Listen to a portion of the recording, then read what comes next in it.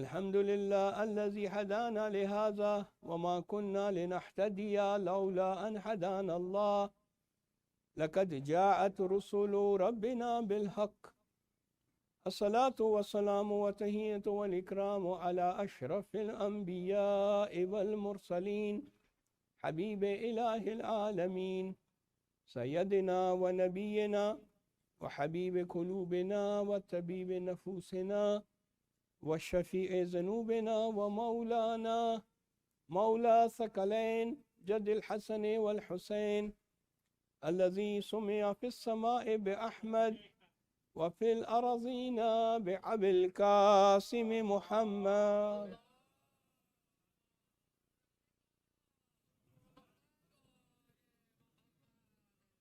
وعلى أهل بيته الطيبين الطاهرين المعصومين ولعنة الدائمة على أعدائهم ومنكري فضائلهم وغاصبي حقوقهم من الآن إلى قيام يوم الدين. أما بعد، قال الله تعالى في كتاب المجيد والفرقان الحميد وهو أصدق القائلين: وإذ قال لقمان لابنه وهو يعظه يا بني لا تشرك بالله فإن الشرك لظلم عظيم. صدق الله العلي العظيم. صلوات.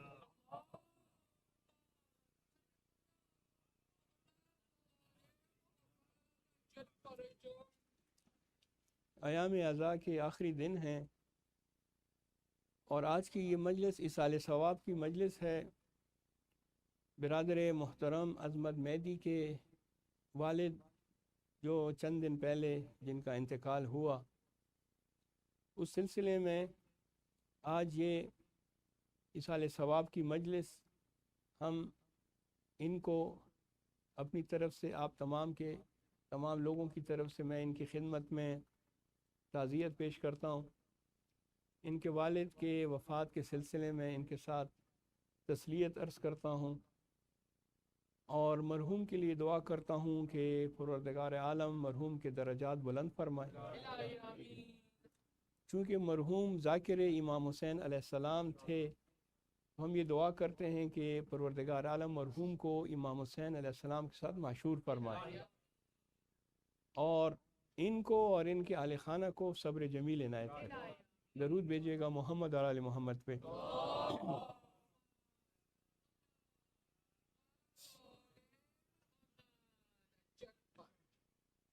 چونکہ عظمت بھائی کے والد کا انتقال ہوا ہے، لہذا آج کی گفتگو والد کے حوالے سے ہوگی.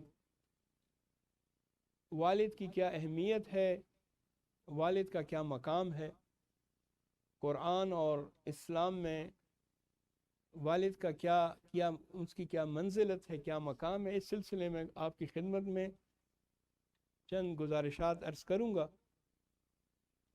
میں نے آپ کی خدمت میں جو آیات کریمہ تلاوت کرنے کا شرف حاصل کیا وہ سورہ لقمان کی آیات ہیں. سورہ لقمان وہ سورہ ہے کہ جس میں لقمان حکیم کا ذکر ہے. لقمان اس سلسلے میں ان میں اختلاف ہے لقمان کے سلسلے میں کہ وہ انبیاء میں سے تھے یا نہیں. بعض مورخین مفسرین کہتے ہیں کہ انبیاء کا جو طولانی سلسلہ ہے 1,24,000، بعید نہیں ہے کہ 1,24,000 میں سے ایک نبی جناب لقمان ہوں، لیکن یہ بات ثابت نہیں ہے کیونکہ ہمارے پاس انبیاء کے جو نام قرآن میں موجود ہیں تقریباً 25 ایسے نام ہیں کہ جس کے لیے ثابت ہے کہ یہ انبیاء تھے. مزید کچھ نام تاریخ میں ہیں، اس سلسلے میں ہمارے پاس قطعی دلیل نہیں ہے، لیکن ہو سکتا ہے کیونکہ لسٹ بڑی طویل ہے انبیاء کی، تو بعید نہیں ہے کہ انبیاء کی لسٹ میں ان کے نام بھی آتے ہوں. مثال کے طور پہ ایک شخصیت ہے جس کا عربی نام ہے دانیال، انگریزی میں اس کو ڈینیل کہتے ہیں. اب یہ ثابت نہیں ہے کہ ڈینیل یا دانیال انبیاء میں سے تھے یا نہیں، کیونکہ قرآن میں ذکر نہیں ہے اور ہمارے پاس کوئی ایسی معتبر حدیث بھی نہیں ہے ائمہ اطہار علیہ السلام سے، لیکن بعید نہیں ہے کہ وہ نبی ہوں۔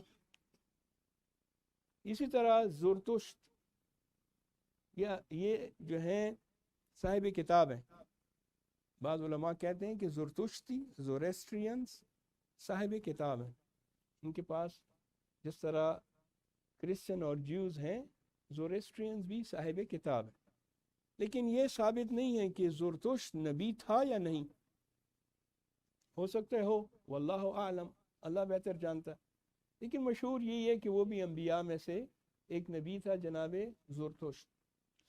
اسی طرح جناب لقمان کے متعلق بھی اختلاف ہے، بعض ایک قصہ سناتے ہیں، البتہ وہ زیادہ معتبر نہیں ہے، اور وہ یہ ہے کہ نسبت بھی دیتے ہیں، لیکن بہرحال وہ علم رجال کے ذریعے سے معلوم کرنا پڑتا ہے کہ یہ کتنا موثق قصہ ہے، کہ ان کے پاس فرشتہ آیا اور کہا کہ اے لقمان، اللہ تعالیٰ تمہیں دو چوائسز دیتا ہے، ایک یہ کہ تم نبوت کو اختیار کرو، دوسرا یہ کہ اللہ تعالیٰ تمہیں حکمت عطا کرے۔ تو انہوں نے کہا کہ اگر یہ اللہ کی طرف سے حکم ہے تو پھر تو میں سر تسلیم خم اور میں نبوت اختیار کرتا ہوں، لیکن اگر اللہ مجھے حکم نہیں دے رہا بلکہ چوائس دے رہا ہے تو ان دونوں میں حکمت کا انتخاب کرتا ہوں۔ حکمت کو انگریزی میں کہتے ہیں وزڈم، اور اردو میں فارسی میں اس کے معنی بڑے وسیع معنی ہیں۔ حکمت یعنی علم، فلسفہ، معلومات، تمام چیزوں کو حکمت کہتے ہیں۔ انہوں نے حکمت کا انتخاب کیا اور اللہ تعالیٰ نے ان کو حکمت عطا کی۔ بہرحال جو چیز بھی ہمارے پاس ہے وہ اللہ تعالیٰ کی دی ہوئی ہوتی، اللہ تعالیٰ کی توفیق کے بغیر، اللہ تعالیٰ کی مرضی کے بغیر درخت کا ایک پتا بھی نہیں ہلتا۔ بس اگر لقمان کے پاس حکمت ہے تو وہ بھی اللہ تعالیٰ کا عطا کردہ علم ہے، حکمت ہے جو ان کو عطا ہوا۔ یہ اتنے بڑے عالم تھے کہ ان کا لقب پڑ گیا حکیم، لقمان حکیم، یعنی حکمت والا، علم والا۔ اور اللہ تعالیٰ نے قرآن مجید میں ایک سورہ لقمان ان کے نام پر نازل فرمائی۔ کتنی بڑی سعادت ہے ایک شخص کے لیے کہ اس کے نام پہ قرآن مجید میں ایک سورہ نازل ہو، وہ اس وجہ سے کہ آپ کے پاس حکمت تھی، آپ حکیم تھے، اور اسی حکمت کا استعمال کرتے ہوئے آپ لوگوں کو واعظ و نصیحت کرتے تھے۔ ان کا تعلق افریقہ سے تھا۔ اب جب افریقہ سے تعلق تھا تو رنگ و روغن بھی افریقہ والوں کی طرح، لیکن اسلام میں رنگ اور خاندان اور قبیلہ اور لسان، زبان، یہ معیار نہیں ہے۔ اسلام کی جو تعلیمات ہیں، قرآن نے صاف کہہ دیا، ان اکرمکم عند اللہ اتقاکم، اللہ کے نزدیک وہ شخص مقرب ہے، اللہ کے پاس وہ شخص قریب ہے، مقرب ہے جو باتقوا ہو، چاہے اس کا تعلق کہیں سے بھی ہو اور اس کا رنگ کیسا ہی کیوں نہ ہو۔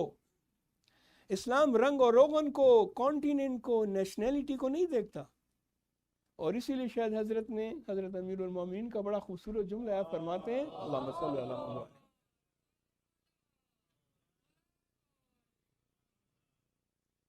آپ فرماتے ہیں کہ لا تنظروا الی من قال بل انظروا الی ما قال، یہ مت دیکھو کہ کون کہہ رہا ہے، یہ دیکھو کہ کیا کہہ رہا ہے۔ بس ہم یہ نہیں دیکھتے کہ یہ افریقی ہے، سیاہ پوست ہے، نہیں، ہم یہ دیکھ رہے ہیں کہ وہ کیا کہہ رہا ہے، اور جو چیزیں اس نے کہیں وہ اتنی خوبصورت ہیں کہ اللہ تعالیٰ نے ان کو قرآن کا حصہ بنا دیا۔ جو نصیحتیں اس نے اپنے بیٹی کو کی، اب دیکھیں موضوع ہمارا اذہان عالیہ میں رہے، ہم باپ کی، والد کی اہمیت کی بات کر رہے ہیں، کیونکہ ایک والد کا انتقال ہوا ہے، والد کا انتقال ہوا ہے، والد کی اہمیت کی بات ہو رہی ہے۔ ایک باپ اور بیٹے کے درمیان رشتہ کیسے ہونا چاہیے؟ ایک باپ اور بیٹے کے درمیان رشتہ ایسے ہونا چاہیے کہ باپ اپنے بیٹے کو علم سکھائے، تعلیم دے، تربیت کرے، اخلاقیات سنائے، اور اس کو بتائے کہ اے میرے فرزند تمہاری کیا ذمہ داری ہے۔ عزیزان گرامی، آپ کی توجہات میری طرف ہیں۔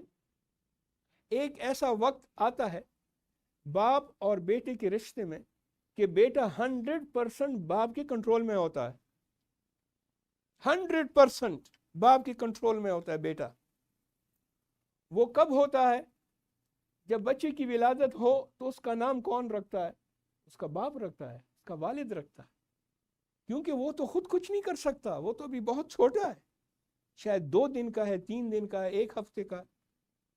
بس دیکھیں باپ کا کنٹرول، نام باپ رکھتا ہے، اور اس کے بعد آذان اور اقامت باپ کہتا ہے بچے کے کان میں۔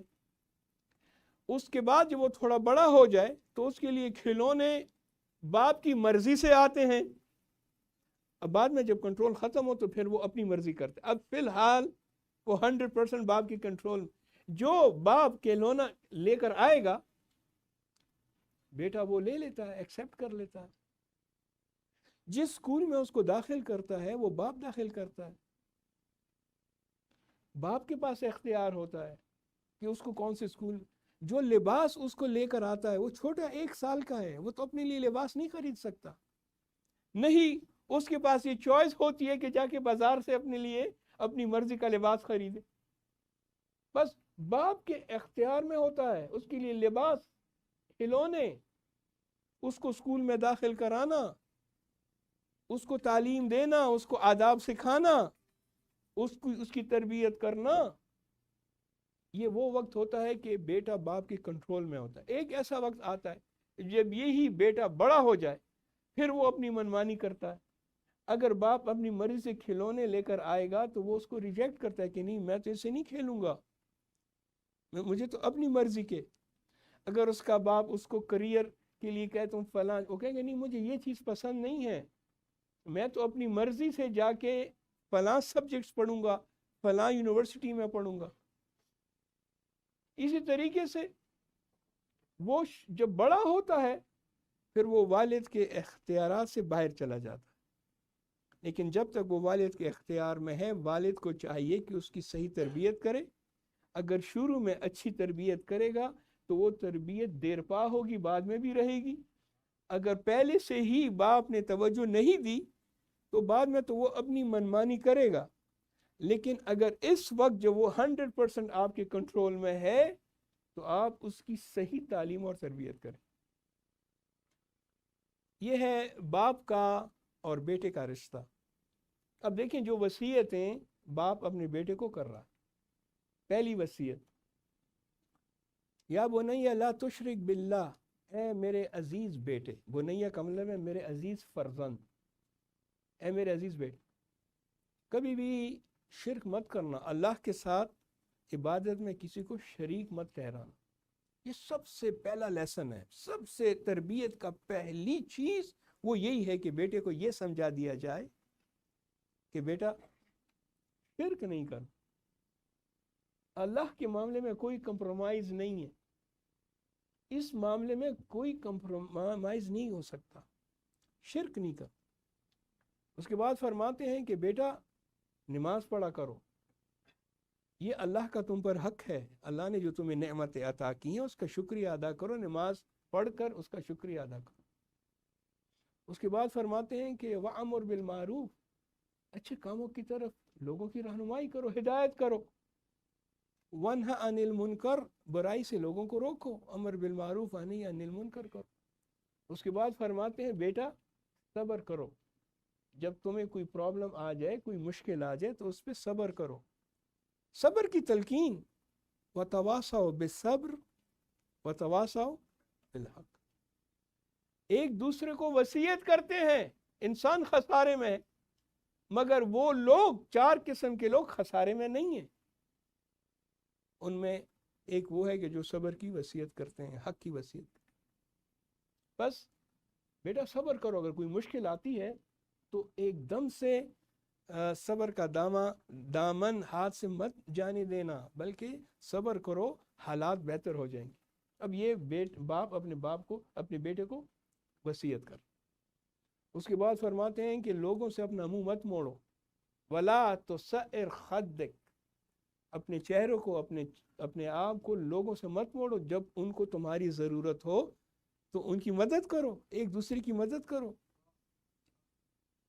اور پھر اگلی نصیحت اتنی زبردست نصیحت ہے کہ اگر اس پر بھی ہم عمل کریں تو بڑے ہمارے مشکلات حل ہیں۔ اور وہ کیا فرماتے ہیں کہ بیٹا کبھی بھی غرور مت کرنا، تکبر مت کرنا۔ یہ غرور اور تکبر یہ بہت بری چیز ہے، یہ انسان کو ختم کر دیتی ہے۔ نہ تو تم اتنے بلند قامت ہو کہ پہاڑ تک پہنچ سکتے ہو، نہیں تم میں اتنی طاقت ہے کہ تم اگر پہاڑ پہ یا زمین پہ پاؤں مارو تو تمہارا پاؤں دھنس جائے یا زمین دھنس جائے، نہیں۔ بس جب ایسا نہیں ہے تو کس بات کا تکبر، کس بات کا ایروگینس، کس بات کا تکبر مت کرو بیٹا۔ اب یہ ہے ایک باپ اور ایک بیٹے کا رشتہ، نصیحتوں والا رشتہ، سمجھانے والا رشتہ۔ یہ آپ کے لیے اور میرے لیے ایک درس ہے۔ اگر ہم اپنی ڈیوٹی انجام نہیں دے رہے تو ہم سے پوچھا جائے گا۔ قرآن مجید نے صاف الفاظ میں کہا ہے کہ اے شخص، اے مومن، تیری 2 ڈیوٹیاں ہیں۔ یا ایھا الذین آمنوا قوا انفسکم واہلیکم النار۔ آیت دیکھیں، سورہ کا نمبر ہے 66، آیت کا نمبر ہے 6۔ 66 سورہ کا نمبر ہے اور 6 آیت کا۔ یا ایھا الذین آمنوا، اے ایمان والو، قوا انفسکم، اپنے آپ کو بچاؤ، واہلیکم، اپنے اہل و عیال کو بچاؤ۔ صرف اپنے آپ کو نہیں بچانا، اپنے بچوں کو، اپنی اہل و عیال کو، فیملی ممبرز کو بھی بچانا ہے۔ کس سے بچانا ہے؟ نار، جہنم سے۔ وہ جہنم وقودھا الناس والحجارہ، جس کا ایندھن انسان ہے اور پتھر ہیں۔ ایسی بڑی نار، ایسی بڑی آگ سے خود بھی بچو اور اپنے بچوں کو بھی سمجھو۔ عزیزان گرامی، بات کو آگے بڑھاتے ہوئے دوسری مثال بھی قرآن سے ہے، اور وہ مثال ہے حضرت ابراہیم اور حضرت اسماعیل علیہ السلام۔ بہترین مثال ان کا رشتہ۔ جب حضرت ابراہیم علیہ السلام خانہ کعبہ کی دیواریں بلند کر رہے تھے تو اسماعیل سے کہا، اسماعیل میری مدد کرو۔ اب اسماعیل اس وقت اس کا سن کیا تھا؟ چھوٹے سے بچے تھے، کچھ زیادہ سے زیادہ 10-12 سال، 11-12 سال۔ کیا ضرورت تھی اس حضرت ابراہیم علیہ السلام کو اپنے بیٹے اسماعیل سے، کیونکہ قرآن کہہ رہے ہیں کہ دونوں نے دیواریں بلند کی، کیونکہ باپ چاہتا ہے کہ نیک کام میں اپنے ساتھ اپنے بیٹے کو بھی شریک کرے۔ باپ نیک کام کر رہا ہے، وہ کیا؟ خانہ کعبہ کی دیواریں بلند کرنا۔ باپ چاہتا ہے کہ اس نیک کام میں اس کا بیٹا بھی اس کی مدد کرے، لہذا حضرت اسماعیل کو بھی کہا، آؤ میرے ساتھ مدد کرو۔ حضرت اسماعیل کی ایک خوبی قرآن نے بیان کی ہے جو آپ کے اور میرے لیے ایک درس ہے، سبق ہے۔ وہ یہ قرآن فرماتا ہے کہ حضرت اسماعیل کی تو بہت خوبیاں تھیں، مگر ایک خوبی یہ تھی کہ وہ اپنے اہل کو نماز کے لیے کہتا تھا، اٹھو نماز پڑھو۔ ہم کبھی کبھار کہتے ہیں، کبھی کبھار نہیں کہتے، تھک جاتے ہیں، بھئی کتنا کہوں۔ بس اس کو خود عقل آنی چاہیے، ابھی بڑا ہو گیا، خود نماز پڑھے۔ لیکن حضرت اسماعیل علیہ السلام ہمیشہ اپنے بچوں کو نماز کے لیے کہتے تھے، اٹھو نماز کا وقت ہے، نماز پڑھو۔ یہ قرآن نے اس کی خوبی بیان کی۔ ایک اور خوبی حضرت اسماعیل کی صبر۔ کہا کہ میرے فرزند، میں نے ایسا خواب دیکھا ہے کہ میں تمہیں اللہ کی راہ میں ذبح کر رہا ہوں۔ اب دوسرا بیٹا ہوتا تو کہتے، بابا یہ کیا، یہ کون سا خواب ہے؟ یہ خواب تو ٹھیک نہیں ہے، میں تو اس کو نہیں مانتا۔ حضرت اسماعیل نے کہا یا ابتا تو عمر، اے میرے عزیز باپ، اے میرے بابا، امر جو اللہ نے تمہیں کیا ہے اس پر عمل کرو، جو تمہیں اللہ نے کہا ہے اس پہ عمل کرو، ستجدنی انشاءاللہ من الصابرین، انشاءاللہ مجھے صابرین میں سے پاؤ گے۔ افعل ما تؤمر یا ابتا افعل ما تؤمر، اے میرے والد بزرگوار اس کام کو انجام دو جس کا تمہیں امر ہوا ہے، اور تم مجھے صابرین میں سے پاؤ گے۔ یہ بھی ایک باپ ہے اور یہ بھی اس کا بیٹا، قرآن کی مثال۔ اور ایک تیسری مثال بھی دوں جو کہ نیگیٹو مثال ہے، وہ بھی قرآن میں ہے، وہ ہے حضرت نوح اور اس کے بیٹی کی مثال۔ اب نوح علیہ السلام کا بیٹا نافرمان، باپ بلا رہا ہے، وہ کہتے ہیں نہیں۔ اب باپ تو نبی ہے، معصوم ہے، اس کی تربیت میں تو خطا نہیں ہو سکتی نا، تو ضرور خطا کہیں اور ہے۔ اب دیکھیں بچوں کی تربیت دو لوگ کرتے ہیں، ایک باپ کرتا ہے اور ایک ماں کرتی ہے۔ اور حضرت نوح علیہ السلام کی بیوی کے متعلق قرآن نے صاف کہا کہ وہ کافرہ تھی۔ حضرت نوح علیہ السلام کی بیوی کافرہ تھی، وہ بات نہیں سنتی تھی۔ حضرت نوح علیہ السلام پر اس کا ایمان ہی نہیں تھا، ایک وہ اور ایک لوط کی بیوی، دو بیویوں کا ذکر ہے کہ انہوں نے فخانتاہما، دونوں نے اپنے شوہروں کے ساتھ خیانت کی۔ خیانت برے معنوں میں نہیں، اس معنی میں کہ دونوں نے اپنے شوہروں کی بات نہیں مانی، ان پہ ایمان نہیں لے کر آئی۔ باقی جو خیانت کے دوسرے معنی ہیں وہ انبیاء کی ازواج کے لیے، ہمارے نزدیک ہمارے عقائد کے مطابق انبیاء کی ازواج اور ان کی بیویاں خیانت نہیں کر سکتی جو ہم دوسرے معنوں میں خیانت لیتے ہیں، بلکہ خیانت اس معنی میں کہ انہوں نے اپنے شوہروں کی اطاعت نہیں کی، ان کے خلاف چلی۔ بس یہ بھی باپ ہے جو اپنے بیٹے کو بلا رہا ہے اور بیٹا کہتا ہے کہ نہیں میں تو آپ کی بات نہیں سنوں گا۔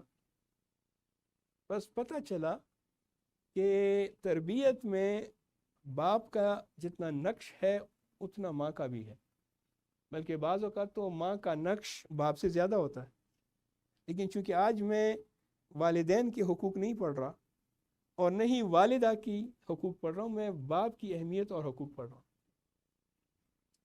بس نتیجہ کیا نکلا؟ نتیجہ یہ کہ وہ بیٹا جو نااہل تھا وہ غرق ہو گیا، لیکن باپ کا دل دیکھیں، آخر دم تک پروردگار عالم سے فرماتے ہیں کہ بار الہا یہ میرا بیٹا ہے، آپ نے وعدہ کیا تھا کہ آپ مجھے اور میرے آل و عیال کو بچائیں گے، میرا بیٹا ڈوب رہا ہے، وہ نافرمان ہے، میرے بیٹے کو بچائیں۔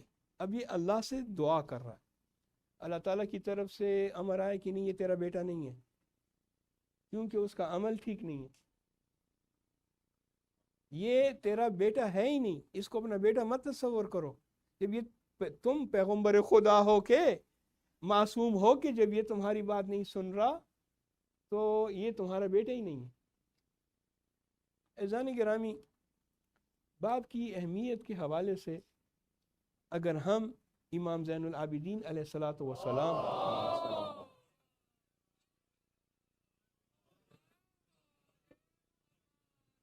رسالۃ الحقوق جو کہ امام علیہ السلام نے جس میں حقوق کا ذکر کیا ہے، 50 حقوق اس رسالے میں امام علیہ السلام نے بتائے ہیں۔ اللہ کا کیا حقوق ہے، انبیاء کے کیا حقوق ہیں، تمہارے اعمال کے کیا حقوق ہیں، تمہارے اعضاء اور جوارح کے تم پر کیا حقوق ہیں، آنکھوں کے کیا حقوق ہیں، کانوں کے کیا حقوق ہیں، زبان کا کیا حق ہے، 50 کے قریب حقوق امام علیہ السلام فرماتے۔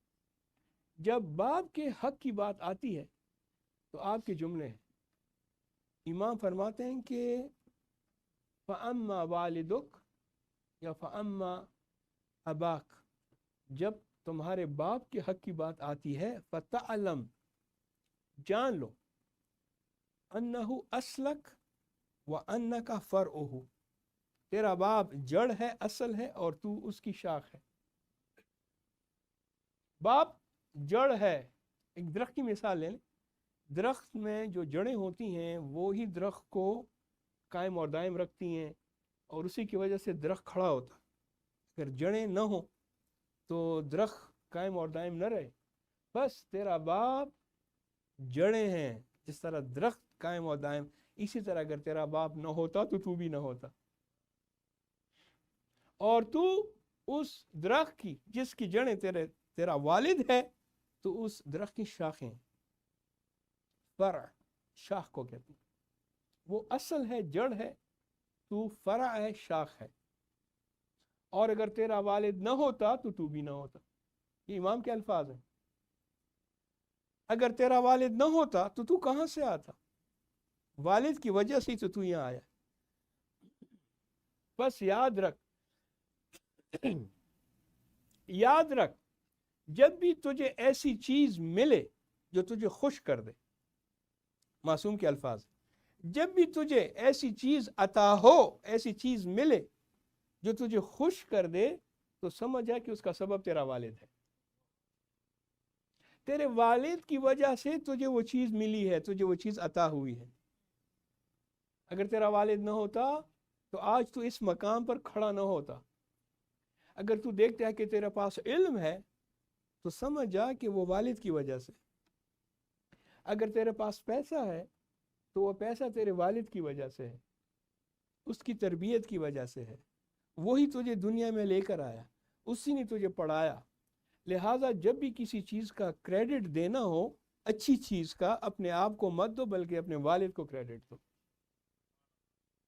یہ ہے والد کا حق۔ کہتے ہیں کہ والد کے حقوق میں سے 4 چیزیں جو حدیث میں ملتی ہیں، 4 چیزیں ایسی ہیں کہ جو والد کا اپنے بیٹے پر حق ہوتا ہے۔ پہلی چیز یہ کہ بیٹا کبھی بھی اپنے باپ کو نام سے نہ بلائے۔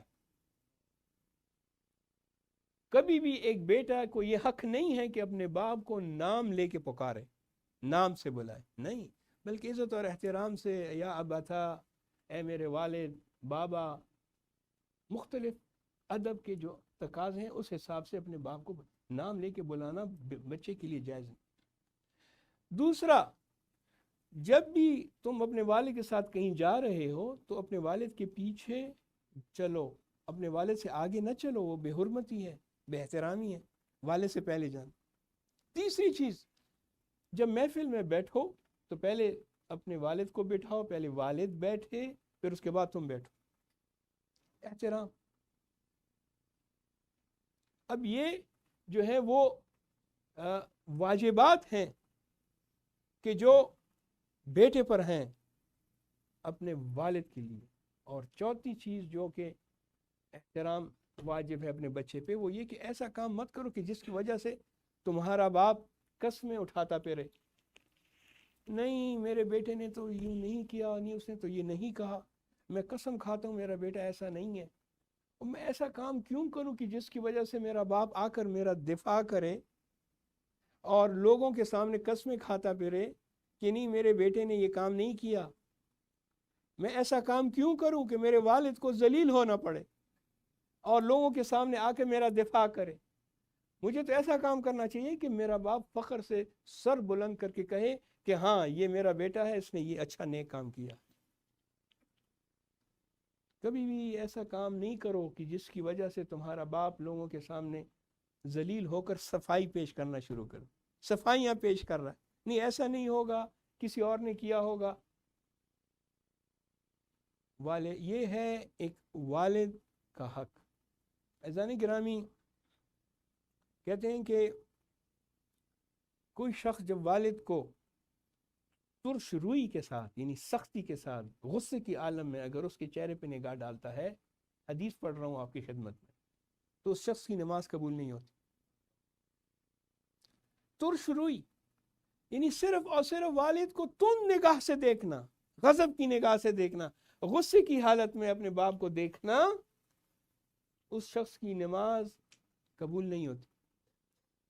اور جو شخص اپنے والد کو رحمت کی نگاہ سے دیکھتا ہے، اپنے والد کو رحم سے مسکرا کے اچھے طریقے سے دیکھتا ہے تو یہ اس شخص کے لیے عبادت کا درجہ ہے اور عبادت کے عنوان سے لکھا جائے۔ اب آپ نے وہ روایت سنی ہے نا کہ النظر الی وجہ علی عبادہ، علی کے چہرے کی طرف نگاہ کرنا عبادت ہے۔ کیوں ہے؟ حدیث میں یہ آ رہا ہے کہ جو شخص اپنے والد کے چہرے کی طرف نگاہ کرے وہ عبادت ہے۔ دوسری حدیث النظر الی وجہ امیر المومنین علی ابن ابی طالب عبادہ، کیوں کہ ایک تیسری حدیث میں بتایا گیا ہے، رسول خدا فرماتے ہیں کہ انا و علی ابوے ہذہ الامہ، میں اور علی اس امت کے باپ ہیں، بس علی کے چہرے کی طرف نگاہ کرنا عبادت اس لیے کہ وہ تمام امت کا باپ ہے۔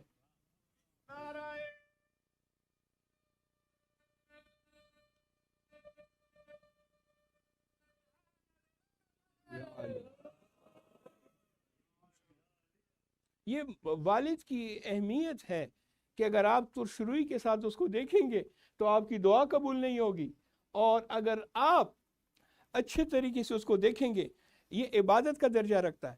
ایک اور حدیث بھی سناؤ یہ باپ کی اہمیت کے حوالے سے۔ حدیث میں ارشاد ہوتا ہے کہ دعا والد لولدہ کا دعا نبی لامتہ، ایک باپ کی دعا اپنے بیٹے کے لیے ایسی ہے جس طرح ایک نبی اپنی امت کے لیے دعا کرتا ہے۔ اب جب نبی اپنی امت کے لیے دعا کرے گا تو اللہ تعالیٰ اس دعا کو رد نہیں کرے گا، اس کو سنے گا۔ اسی طریقے سے جب ایک باپ اپنے بیٹے کے لیے دعا کرے گا، دل سے دعا کرے گا شرائط کے ساتھ، تو اللہ تعالیٰ اس دعا کو رد نہیں کرے گا، اس کو سنے گا۔ عزیزان گرامی، بات کو اختتام کی طرف لاتے ہوئے، حقوق بہت ہیں، شرعی مسائل بھی بہت ہیں، ان سب کو سکپ کر کے بات کو اختتام کی طرف لا رہا ہوں۔ فرماتے ہیں کہ میں اور علی اس امت کے باپ ہیں۔ رسول خدا تو باپ ہیں اس لیے کہ صاحب شریعت ہیں، رسول خدا تو اس لیے باپ ہیں کیونکہ آپ نے کلمہ سکھایا، آپ نے کلمہ پڑھایا، مگر جس شریعت کو لوگوں تک پہنچایا، جس شریعت کو لوگوں کے لیے ایکسپلین کیا، وہ امیر المومنین علی ابن ابی طالب علیہ الصلوۃ والسلام۔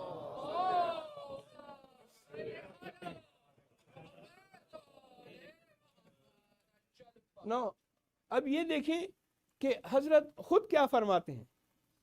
حضرت فرماتے ہیں کہ من علمنی حرف فقد سیرنی عبد، جو شخص بھی مجھے ایک حرف، لیٹر، لفظ نہیں کا، کلمہ نہیں کا، جو شخص بھی مجھے ایک حرف سکھائے وہ ایسے جیسے اس نے مجھے اپنا غلام بنا لیا۔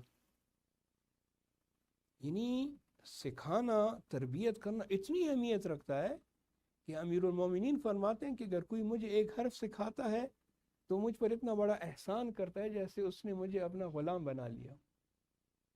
اور کہتے ہیں کہ تمہارے باپ تین قسم کے ہیں، ایک وہ کہ جس سے تم پیدا ہوئے ہو، جس نے تمہیں جنم دیا ہے، وہ تمہارا باپ۔ وہ بھی تمہارا روحانی باپ ہے جس نے اپنی بیٹی تمہیں دی، یعنی سسر، وہ بھی روحانی باپ ہوتا ہے، وہ بھی باپ کی قسم ہے۔ اور تیسری قسم باپ کی وہ ہے کہ جس نے تمہیں پڑھایا، یعنی استاد۔ استاد کی اتنی اہمیت ہے کہ اس کو بھی روحانی باپ کہا جاتا ہے۔ اور یہاں امیر المومنین فرماتے ہیں کہ جس نے مجھے ایک حرف سکھایا، ایک حرف، اس نے مجھے اپنا بندہ بنا لیا۔ امیر المومنین علیہ السلام کے سامنے کسی نے کہا، بس یہ اختتام کی دو تین باتیں آپ کی خدمت میں کر کے ذکر مصیبت کی طرف آتا ہوں۔ حضرت امیر المومنین کے سامنے کسی نے کہا کہ یا علی، نعوذ باللہ معاذ اللہ، خاک بردہنم، آپ کا باپ تو جہنم میں جائے گا۔ دیکھیں امیر المومنین علیہ السلام جب بھی اپنا تعارف کراتے تھے نا تو اپنا کمپلیٹ تعارف کراتے تھے، کہتے تھے انا علی ابن ابی طالب، میں علی ہوں اور ابو طالب کا بیٹا ہوں۔ کوئی شخص بھی اپنے کافر باپ کا نام اس فخر سے نہیں لیتا جس طرح حضرت امیر المومنین ہر جگہ، ہر مقام پہ جہاں بھی گئے پورا تعارف کرایا۔ کسی نے کہا کہ آپ کا والد تو نعوذ باللہ معاذ اللہ جہنم میں، جیسے آپ نے سنا آپ کے چہرے مبارک کا رنگ سرخ ہو گیا، غصہ. آپ نے کہا کہ خبردار ایسی بات آئندہ مت کرنا، بیٹا قسیم النار اور باپ جہنم میں چلا جائے. میں قسیم النار والجنہ ہوں، اور کیسے ممکن ہے کہ میرا بیٹا اور میرا باپ جو ہے وہ جہنم میں. کہتے ہیں کہ اظہر حسن زیدی صاحب جو ہمارے پاکستان کے بہت بڑے مقرر اور خطیب تھے، اس کے سامنے کچھ لوگ آئے اور کتابیں ساتھ لے کر آئے کہ یہ دیکھیں اظہر حسن صاحب زیدی صاحب، یہ کتابیں دیکھیں، سب کتابوں میں یہ لکھا ہے کہ حضرت، انہوں نے تو نہیں کہا، میں کہہ رہا ہوں، ابو طالب نے کلمہ نہیں پڑھا. یہ کتابیں بھری ہوئی. آپ نے سمجھایا کہ دیکھو کلمہ وہ پڑھتے ہیں جو پہلے کافر ہوں. جو مومن قریش ہو وہ کیوں کلمہ پڑھے گا؟ نہیں ایسا نہیں ہے، یہ آپ کتابیں دیکھ لیں، کتابوں میں یہ ہے کہ انہوں نے کلمہ نہیں پڑھا. آپ نے پھر کہا کہ وہ کیوں کلمہ پڑھے گا جس کا بیٹا خود کلمہ ہو؟ وہ کیوں کلمہ پڑھے جس کا اپنا بیٹا کلمہ ہو؟ پھر بھی نہیں مانے. نہیں ایسا نہیں ہے، کتابوں میں لکھا ہے. اچھا یہ بتائیں کہ جب تم نکاح کرتے ہو، مولوی صاحب سے کہتے ہیں، جب تم نکاح کرتے ہو تو تم کلمہ پڑھتے ہو یا نہیں؟ کہاں پڑھتے ہیں؟ ہم کلمہ پڑھتے ہیں. اگر کلمہ نہیں پڑھیں گے تو مولوی نکاح ہی نہیں پڑھائے گا کہ بھئی تم پہلے کلمہ پڑھو تاکہ پتہ چلے کہ مسلمان ہو. تو ہم کلمہ پڑھتے ہیں. کہا جب رسول خدا کا نکاح ہوا تھا تو کیا رسول خدا نے کلمہ پڑھا تھا؟ کہاں پڑھا تھا؟ بالکل پڑھا تھا. کہا کہ جب رسول خدا کا پہلا نکاح ہوا تھا تو کلمہ کس نے پڑھایا تھا اور کس کے سامنے پڑھا تھا؟ بس ابو طالب وہ ہیں کہ جو کلمہ پڑھاتے ہیں، پڑھتے نہیں ہیں.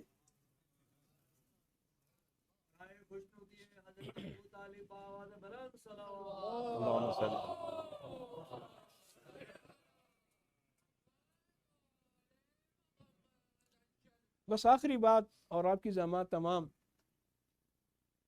کہتے ہیں حدیث میں کہ لو اجتمع الناس علی حب علی ابن ابی طالب لما خلقت النار.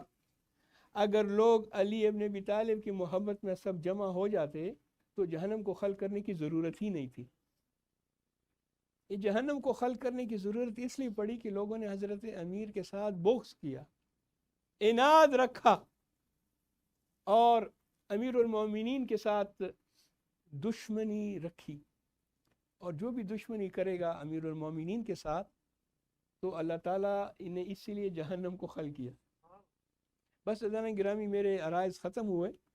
انشاءاللہ کل بھی مجلس ہے، ایام عزا کی آخری مجلس، امام حسن عسکری علیہ السلام کی شہادت کی مجلس. اللہم صلی علی محمد.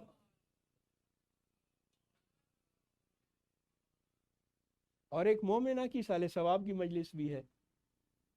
تو انشاءاللہ کل ہم والدہ کے حقوق کے حوالے سے اور امام حسن عسکری علیہ السلام کی سیرت کے حوالے سے گفتگو کریں گے. اور اس کے بعد تو پھر ایام عزا ختم، جشن ہے، اور وہ جشن انشاءاللہ اتوار کے دن جشن منائیں گے. اور جو اس سال کے ایام عزا ہیں وہ ختم ہو جائیں گے، اور اس کے بعد عید میلاد النبی اور باقی عیدیں آنے والی ہیں. درود بھیجیے گا محمد اور آل محمد.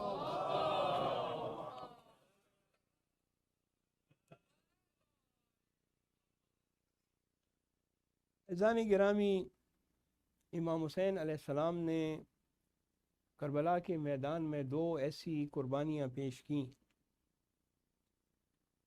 کہ جو ایسی قربانیاں ہیں کہ جس کی تاریخ میں مثال نہیں ملتی. ایک حضرت علی اصغر کی قربانی اور ایک حضرت علی اکبر کی قربانی.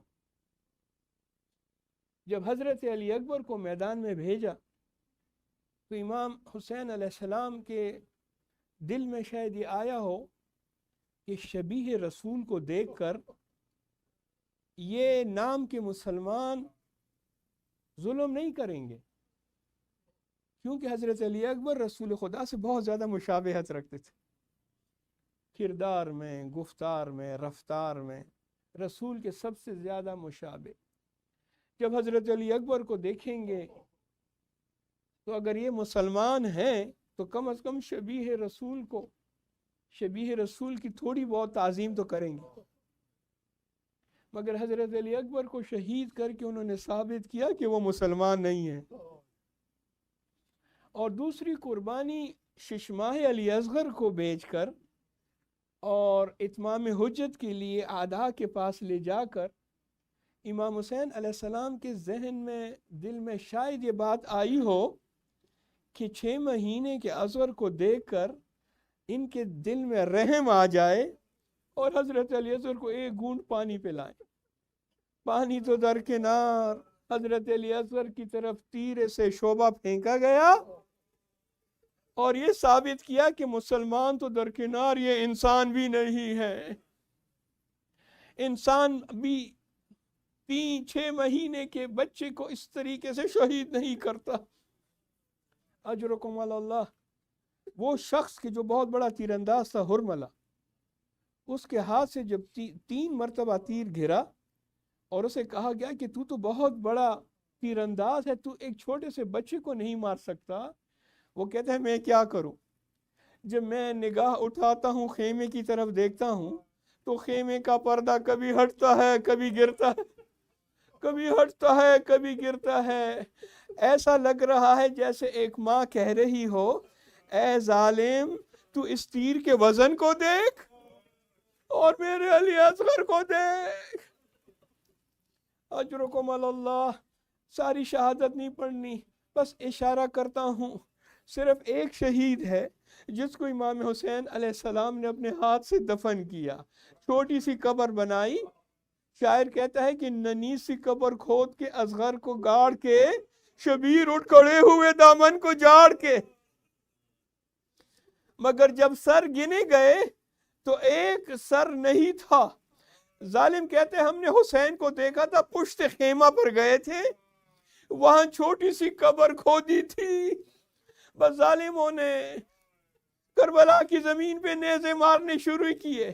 ایک نیزے کی انی پہ چھوٹا سا بدن، جب وہ بدن نیزے کی انی پہ بلند ہوتا ہے تو ظالم خنجر نکال کر بے ادبی کرتا ہے، سر مبارک تن سے جدا کرتا ہے۔ بہن دیکھ رہی ہے، بی بی فرماتی ہے ہائے میرا بھائی اصغر، کربلا کے تمام شہداء ایک مرتبہ مارے گئے مگر میرا اصغر 2 مرتبہ مارا گیا۔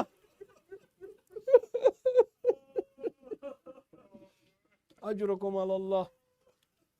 ایک والد صاحب کا انتقال ہوا ہے، اصالہ ثواب کی مجلس ہے، ذرا امام حسین علیہ السلام کو دیکھیں۔ جب اس کا جوان بیٹا امام حسین کے پاس آ کر کہتا ہے بابا مجھے اجازت دیں میں بھی قتال کے لیے جاؤں، بابا نے اجازت دی۔ حضرت علی اکبر جا رہے ہیں، محسوس کیا کوئی پیچھے آ رہا ہے، اب جو مڑ کے دیکھا بوڑھا باپ کمر تھامے ہوئے حضرت علی اکبر کے پیچھے پیچھے۔ حضرت علی اکبر رک گئے، کہتے ہیں بابا بھی تھوڑی دیر پہلے آپ نے اجازت دے دی تھی، اب آپ میرے پیچھے میدان کی طرف۔ فرماتے ہیں بیٹا علی اکبر، اے کاش آپ کا کوئی جوان بیٹا ہوتا اور وہ مرنے کی اجازت مانگتا، پھر میں دیکھتا تو کیسے اجازت دیتا۔ اجرکم علی اللہ۔ بس ایک مرتبہ حضرت علی اکبر زین سے زمین پہ تشریف لائے، امام حسین بوڑھا باپ جوان بیٹے کی لاش پر پہنچتا ہے۔ اب جب دیکھا تو بیٹے نے اپنے سینے پر ہاتھ رکھا ہوا ہے۔ امام فرماتے ہیں بیٹا اپنا ہاتھ سینے سے ہٹا لو، اپنا سینہ دکھاؤ مجھے۔ اب جب بیٹے نے ہاتھ ہٹایا، امام حسین نے جب بیٹے کا ہاتھ ہٹایا، کیا دیکھا؟ برچی کا پل جوان کے سینے میں ٹوٹ گیا ہے۔ بس امام حسین نے جوان کے سینے سے برچی کا پل نکالا۔ میں کہوں گا یا امیر المومنین، آپ نے خیبر کا دروازہ اکھاڑا۔ خیبر کا دروازہ اکھاڑنا آسان، جوان بیٹی کے سینے سے برچی۔ اجرکم اللہ۔ آخری روایت سنیں اور التماس دعا۔ حضرت امام حسین اب جوان کا لاشا خیموں میں لے جانا چاہتے ہیں، لیکن بوڑھا باپ جوان بیٹے کا لاشا کیسے لے کر جائے؟ فرماتے ہیں ابھی حضرت علی اکبر زندہ ہیں، فرماتے ہیں بیٹا علی اکبر اپنی باہیں میری گردن میں ڈال دو، حسین کی مدد کرو، میں آپ کو خیام میں لے جانا چاہتا ہوں۔ بیٹے نے اپنے بابا کی گردن میں باہیں ڈالی۔ امام حسین نے حضرت علی اکبر کا جنازہ اٹھایا، مگر ضعیفی قدم قدم پر اٹھا رہی ہے، بٹھا رہی ہے۔ بس ایک مرتبہ امام حسین نے خیام کا رخ کیا، فرماتے ہیں اے جوانان بنی ہاشم، اے جوانان بنی ہاشم، آؤ حسین کی مدد کرو۔ بوڑھے باپ سے جوان بیٹے کا لاشا